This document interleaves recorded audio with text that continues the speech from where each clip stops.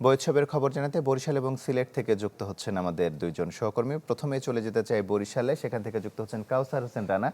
রানা, প্রাথমিকের সব শিক্ষার্থী কি বই পেয়েছে আজ?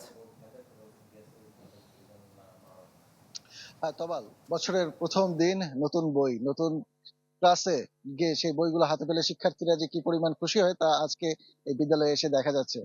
প্রাথমিক এবং মাধ্যমিক দুই শাখারই শিক্ষার্থীদেরকে নতুন বই তুলে দেওয়া হচ্ছে।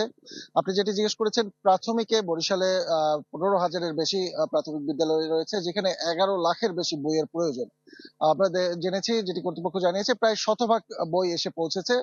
200-র মতন বই বাকি রয়েছে, বাকি সব বই এসে পৌঁছেছে। এবং আমরা দেখেছি যে প্রাথমিক বিদ্যালয়ের যারা শিক্ষার্থী রয়েছে তাদের হাতে নতুন বই তুলে দেওয়া হয়েছে। তবে মাধ্যমিকের ক্ষেত্রে একটু ব্যত্যয় ঘটেছে। বরিশাল বিভাগে 69 লাখ বইয়ের দরকার, 69 লাখের কিছু বেশি বইয়ের দরকার, সেখানে 47 লাখের কিছু বেশি বই এসে পৌঁছেছে। তারা জানিয়েছেন প্রায় 70 ভাগ বই এসে তারা হাতে পেয়েছেন। এবং এছাড়াও যে ভোকেশনাল, কারিগরি এবং মাদ্রাসার দাখিল যেসব শাখাগুলো রয়েছে, সেখানে 73 ভাগ বই এসে পৌঁছেছে। তবে বলা যায় যে নতুন বই কিন্তু অনেকেই হাতে পাচ্ছেন। ক্লাস সপ্তম শ্রেণীর উপরে যারা, সপ্তম শ্রেণী থেকে, তারা 7টি করে বই পেয়েছেন। এবং যারা বিজ্ঞান বিভাগ এবং মানবিক বিভাগে রয়েছেন তাদের বিভাগ ওয়াইরই কিছু বই এখনো বাকি রয়েছে।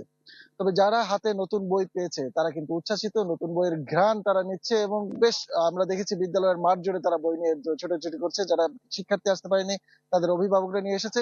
অভিভাবকরা জানিয়েছেন যে বইয়ের শিক্ষার পাশাপাশি এখন সময় কিন্তু নৈতিক শিক্ষা গ্রহণের, কারণ নৈতিক শিক্ষা না দিতে পারলে বইয়ের শিক্ষা দিয়ে সম কাজ হবে না। তবে নতুন বইয়ের সুফল তারা পাবে। এই ছিল বরিশালের রানা, বই আপনাকে প্রদানের ধন্যবাদ। সর্বশেষ বরিশাল খবর। থেকে চলে যেতে চাই সিলেটে, আজহারউদ্দিন শিমুলের কাছে। শিমুল, আপনার পেছনে অনেক শিক্ষার্থী দেখতে পাচ্ছি, তাদের হাতে বই নেই। এখনো কি বিতরণ কার্যক্রম শুরু হয়নি?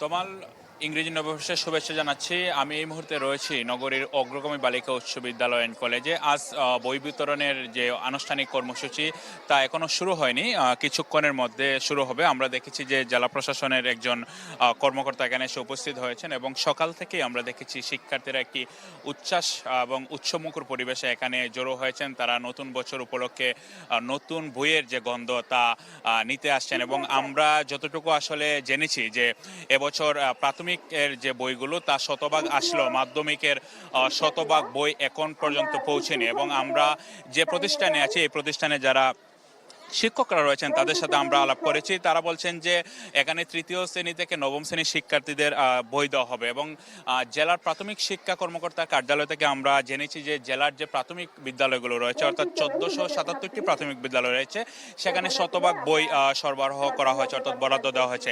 এদিকে মাধ্যমিক শিক্ষা অফিসের সাথে আমরা কথা বলেছি। মাধ্যমিক শিক্ষা অফিস জানিয়েছে যে তারা 80% বই আসলে বুঝে পেয়েছে। এবং জেলার প্রায় 200 স্কুল এবং 62টি মাদ্রাসার মধ্যে বই বিতরণ কর্মসূচি একযোগে চলবে। এবং যে প্রতিষ্ঠানগুলোতে আসলে শতভাগ বই আসেনি সেখানে শিক্ষার্থীদের বলা হয়েছে কিছুদিন অপেক্ষা করার জন্য।